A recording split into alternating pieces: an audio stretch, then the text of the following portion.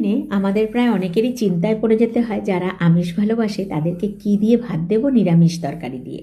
তো আজকে দেখো আমি একটা সাজনা ডাঁটার তরকারি করেছি, সেটা তোমাদের কেমন লাগে।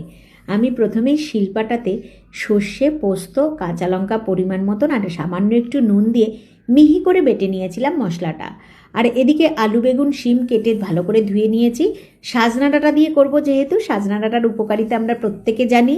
আর বসন্তকালে সাজনা ডাঁটাটা, এখন সিজনটা চেঞ্জ হচ্ছে, এখন সাজনা ডাঁটাটা খাওয়াটা কত যে উপকার আমরা সবাই জানি। আর তিতা খাওয়াটা কিন্তু সঙ্গে খুবই জরুরি। তো যাই হোক, সাজনা ডাঁটাটা আমি কেটে কিন্তু ধুয়ে নিয়েছিলাম।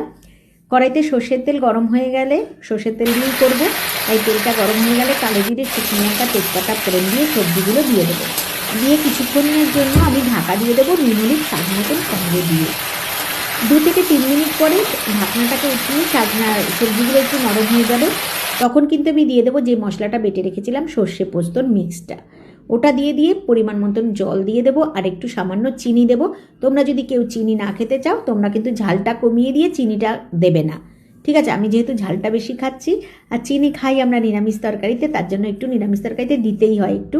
আর যেহেতু পোস্ত বাটাও আছে, সর্ষে বাটা আছে, তাই পরিমাণ মতন একটু চিনি দিয়ে দিলাম।